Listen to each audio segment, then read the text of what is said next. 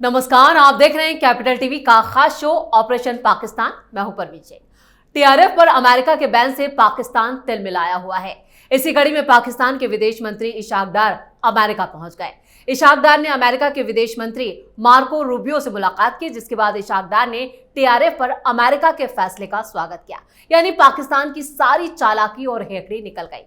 वहीं दूसरी तरफ पाक का फील्ड मार्शल असीम मुनीर चीन के दौरे पर हैं, जहां मुनीर से डोनाल्ड ट्रंप के साथ लंच को लेकर सवाल किया गया। बीजिंग में पैर रखते ही असीम मुनीर को चीन से फटकार पड़ी, क्योंकि चीनी इंजीनियर बलूचिस्तान में हो रहे हमलों में मारे जा रहे हैं। इधर भारत भी मुनीर को लेकर पूरी तरह से अलर्ट है। भारत के chief of defence staff general Anil Chauhan ने पाकिस्तान को चेतावनी देते हुए कहा कि हमारी सेनाएं बिल्कुल अलर्ट मोड में हैं, क्योंकि हमें मालूम है कि सरहद के पास पाकिस्तान कैसी हरकतें कर रहा है। चीन और अमेरिका से मिली लताड़ का पाकिस्तान पर क्या होगा असर? क्या मुनीर अपने ही खेल में फंस चुका है? इस पर चर्चा के लिए स्टूडियो मौजूद हैं कैपिटल टीवी के editor in chief doctor Manish Kumar और एग्जीक्यूटिव एडिटर राजीव कुमार। आप दोनों का बहुत बहुत स्वागत है। धन्यवाद। चीन और अमेरिका के बीच पाकिस्तान क्यों झूल रहा है? देखिए, दोस्ती जो है बराबरी वालों से होती है। भिखमंगों की दोस्ती अगर रईस जादव से हो जाए तो भिखमंगों की हालत बड़ी खराब हो जाती है। आप जहां जाते हो कटोरा लेकर के पहुंच जाते हो, और जब आपके ऊपर कार्रवाई शुरू होती है तो आप मैनेज करने की कोशिश करते हो। भाई, टीआरएफ को आपने कैसे एक्नॉलेज कर लिया और किस मुंह से आपने एक्नॉलेज कर दिया कि अमेरिका ने जो फैसला लिया वो सही है? कल तक तो आपका वो ओसामा बिन लादेन को न्यूक्लियर बॉम्ब देने वाला शख्स, उसका बेटा, वो तो बड़ी बड़ी बातें कर रहा था, हिकड़ी दिखा रहा था कि ये तो लोकल रेसिस्टेंस है, पाकिस्तान का कोई लेना देना नहीं है। इसाक डार को अगर अंग्रेजी नहीं आती या पूरे पाकिस्तान को कोई अंग्रेजी नहीं आती तो वो अलग उनकी समस्या है। अमेरिका ने जो बैन लगाया है उसे इन लोगों ने ठीक से पढ़ा नहीं, क्योंकि बैन लगाने के पीछे का तर्क यह दिया गया कि ये जो द रेसिस्टेंस फ्रंट है टीआरएफ, वो दरअसल लश्कर तोयबा का एक ऑर्गेनाइजेशन है। लश्कर तोयबा पाकिस्तान से ऑपरेट करता है, यह अमेरिका कई सालों से कह रहा है। तो कहने का मतलब यह है, आपको यही बुला करके बोला कि तुम्हारे घर में जो है यह आतंकवादी हैं, और आपने स्वागत भी कर लिया। क्यों गए वहां? क्या अच्छा किया हुजूर, आपने हमारे अंदर जो आतंकवादी संगठन है उसको बैन कर दिया, हम इसका स्वागत भी करते हैं। एफटीएफ से बचा लो, है ना?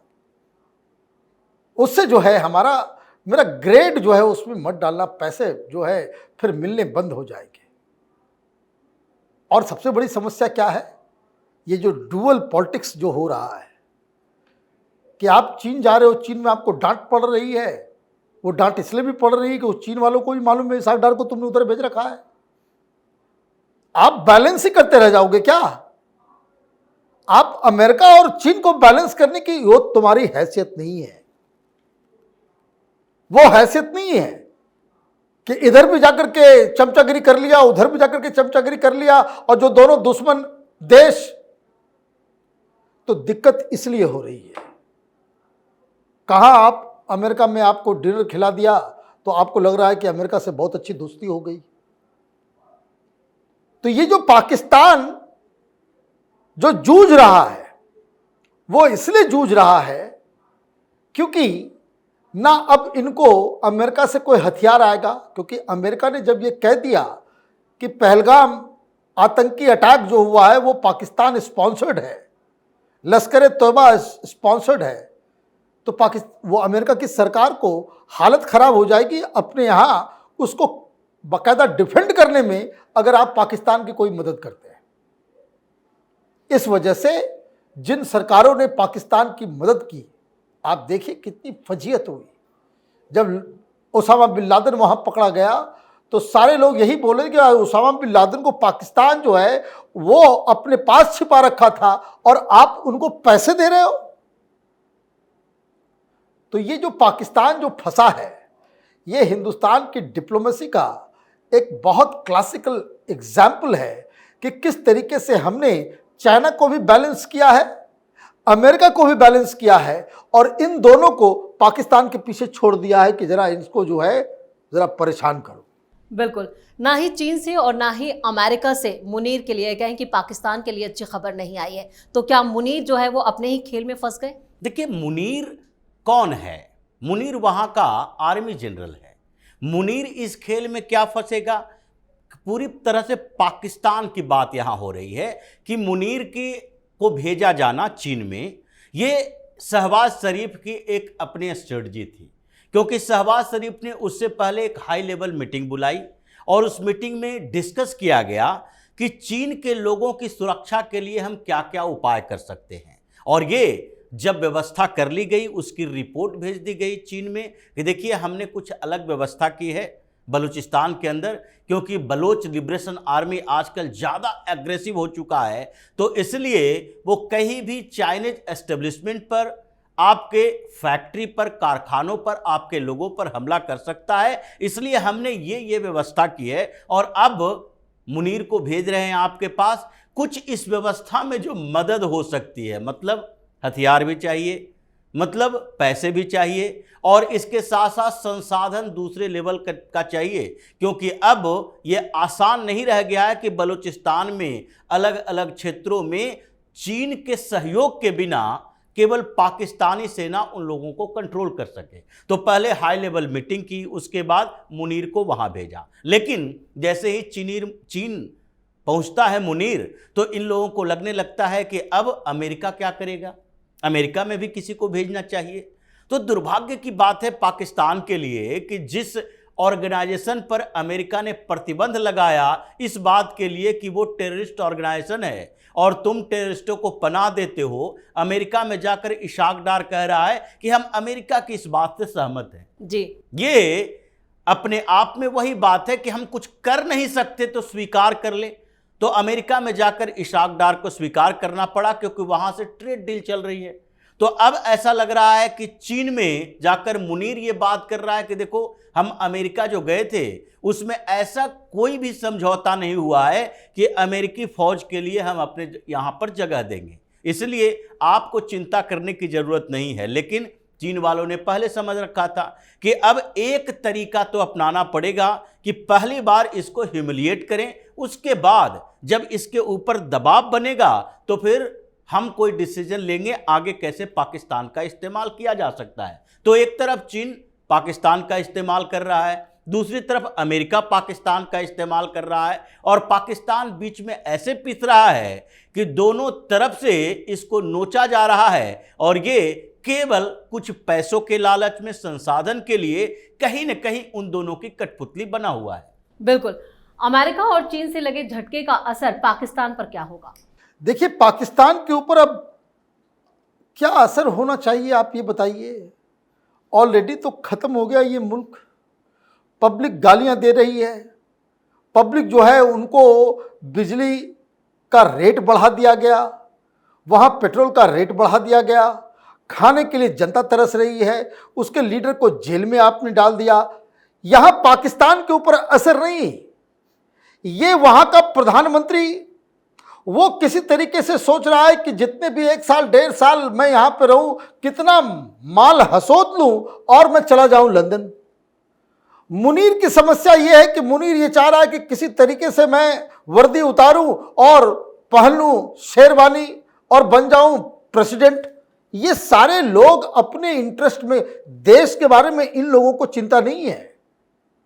ये दुर्भाग्य है पाकिस्तान के लोगों का कि आपके सिर के ऊपर उन लोगों का कब्जा हो गया है। वो लोग जाकर के सीट्स पे बैठ गए हैं जिनको देश के बारे में चिंता नहीं है, उनको अपना खानदान, अपना पैसा, वो हर चीज में दलाली चाहिए उनको। जिस देश की आर्मी साबुन बनाती हो, जिस देश में आर्मी जनरल्स वो जूते का कंपनी चलाता हो, वो 50% जो सप्लाई का काम पाकिस्तान के अंदर सब आर्मी मैन करते हो, तो ये आर्मी नहीं, ये बिजनेस करने वाले लोग हैं। और इसलिए ये पाकिस्तान के असर नहीं, पाकिस्तान की दुर्गति होने वाली है। और ये दुर्गति तब तक होती रहेगी जब तक ये हिंदुस्तान का बहाना बना करके ये अपने शासन को, जो पैसा रिसोर्सेज जो जाता है आर्मी को, उसका जस्टिफिकेशन देते रहेंगे, तब तक ये समस्या पैदा होती रहेगी। हो क्या रहा है? देखिए, देश चलती है सरकार के लेजिटिमेसी के ऊपर, वो है नहीं। आर्मी के ऊपर आपको भरोसा था, आर्मी कभी कुछ जीतती नहीं, हारती है। तो ये तमाम चीजें जो पिछले कुछ दिनों में हो रही है, उसके पीछे का जो सबसे बड़ा कारण ये है कि हिंदुस्तान ने कहा इनफ इज इनफ। हमने उनको गार्ड पे रख दिया। ऑपरेशन सिंदूर देखिए किस तरह से सीडीएस ने कहा, आज आर्मी चीफ ने भी कहा कि हम कायरता का जवाब हम पराक्रम से दे रहे हैं। तो ये जो हमने उनको लगातार ब्लीड करने की, ये ब्लीड कैसे हो रहा है? क्योंकि रिसोर्सेस खर्चे हो रहे हैं।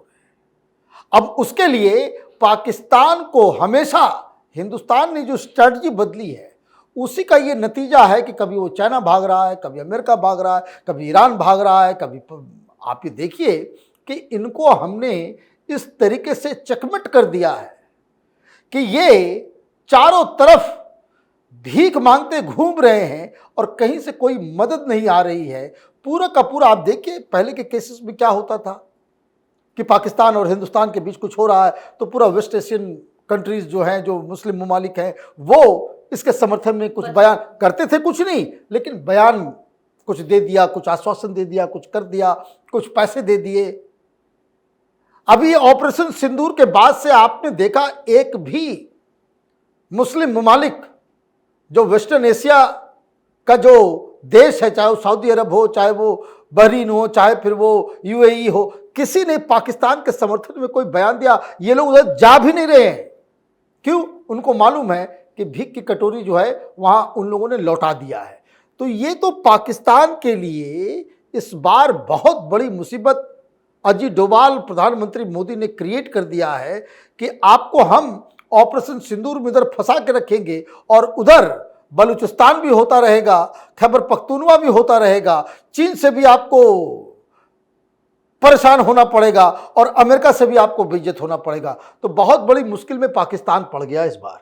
बिल्कुल, अंदरूनी हालात क्या अभी पाकिस्तान के और ज़्यादा चुनौतीपूर्ण होने वाले हैं, और वहाँ की जो सियासत चल रही है, चाहे वो टीटीपी हो, बीएलए हो, जो अटैक हो रहे हैं क्योंकि घात लगाकर आर्मी के अधिकारियों को मारा जा रहा है, तो उससे और ज़्यादा पाकिस्तान में हालात ख़राब होंगे। देखिए, खराब तो हालात अभी भी है, और जो अभी बीएलए वाले प्रेस कॉन्फ्रेंस कर के बात कर रहे हैं, उन्होंने अभी बलूचिस्तान पोस्ट पर इंटरव्यू दिया और सीधे कहा कि देखो, ये 8-10 शहर हैं, उस पर हम लोगों का इनडायरेक्ट कब्जा है। हमने इतने ऑपरेशंस किए, वो ऑपरेशंस ही बोलते हैं, जितने धमाके हुए हैं उसमें से 23 से ज़्यादा ये पाकिस्तान के आर्मी के अधिकारियों को मारा।